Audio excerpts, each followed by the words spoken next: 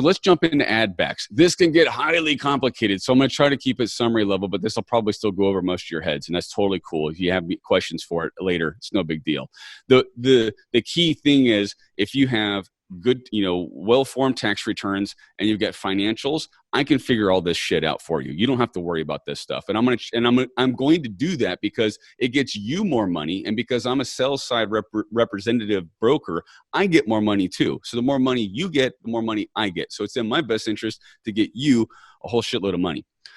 On the add backs, these are owner benefits. The biggest one is your salary as the owner. Now, if you've got multiple owners, sometimes we can add back all of the salaries, but ordinarily there's a percentage that you can get away with. And it depends too on whether you're working day in and day out and you're doing the grunt work, or if you're just kind of on payroll and you're not really doing anything. I've got one client that he's basically outsourced himself out of a job, or he's delegated himself out of a job, and he just collects $120,000 a year. And we talked about listing his business a couple of different times. He's like, well, how much can I get for it? And well, right now I'm collecting 120 grand a year and I'm not doing anything. I've got an office manager that handles everything. So like, that's kind of an interesting scenario. But in that case, 100% of his salary is an add back. Also, we can figure out too whether there's a generalization if there's a way to outsource some of what the ownership is doing, that's also something that we can add into as an add back. Part-time customer service. So here's something that's interesting too. If you've got a relative or a nephew or someone who's doing like the customer service and handling the emails, and you're paying them like $20 an hour, versus what a $4 an hour or $5 an hour virtual assistant should be doing, we can add the difference of that back as an add back. Other add backs are owner deductions. So if the owner has health and life insurance that the business is paying for. See, these are really good examples of good tax write-offs. As long as they're identified and we know what they are, go ahead and write these off. But we're going to add them back into the business profit so that you get a multiple based on this. Why Nate is hard, like going so deep on this, is because it's super important. And I figured this out with working with him. So when we do this add backs, the whole point of this is, you have a multiple. Your business will have a multiple in how your business is valued. Okay. Let's say for good math, your multiple is 4x, right?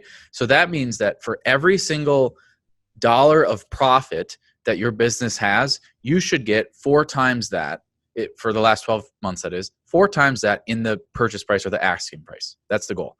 Now, you want that profit number to be as high as possible, because then it's math. You get 4 times that number. So what Nate is doing right now is taking and finding all of the different things you can add back into that number. So in other words, for every dollar you can go and find in the SDE or in these other expenses he's listing out, you're going to get $4 back on the sale. Okay. Yeah.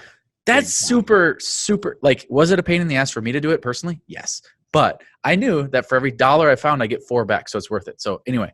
Yeah, let's go get more money. Life insurance may be like $10,000, $15,000. That's $40,000, $50,000. So it's super important. And when this is now, let's go to a comment on your bookkeeper. Now that everybody's keeping good financials and they've got a bookkeeping system, breaking out if you've got staff health and life insurance and ownership health and life insurance. Different line items so that we can easily find those, because we can't get the same benefit from staff health and life insurance as we can from our ownership health and life insurance.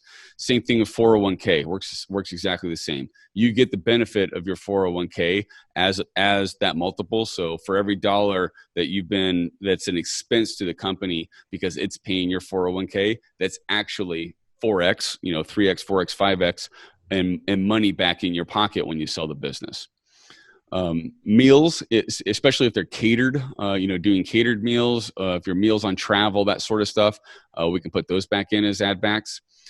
Business travel. This one's actually pretty crafty. I've heard this story a couple of times. I don't see it broken out in financials very often because most people, they're lazy about their financials. But your credit card points and your cash back that you've used for personal benefit. So let's say this is a really good example of what like an ad agency can do. If they're doing their ad spend, like through the agency, like clients are paying them and then they're doing the ad spend. Affiliate networks do this a lot too, and affiliates and ad agencies, they'll use their American Express card and they'll amass a massive amount of points, millions. I've got friends that have gotten 3 million, 6 million. I had 3 million points at one point in time with our ad agency. I didn't know this. You can add that back as a benefit for the new buyer too, because you've been using that credit card and then you've taken that for personal benefit. It's a great tax incentive. You don't get taxed on that. So this is kind of like a double whammy. Like you can really get some extra value in your business too, but you got to show those statements that they can actually see and can verify that you've got that. So it holds through in due diligence. But that could be a monster amount of money because the cash value of those can actually add up to some significance as well. Then we've got some simple things like cell phones, your telephonic usage. If you've got a vehicle that you're leasing, that's usually a very easy add back. If you've done any charitable donations, those are add backs for you as well. Be sure to subscribe and hit the bell for notifications about new videos and interviews. And introduce yourself in the comments. Are you a buyer or a seller?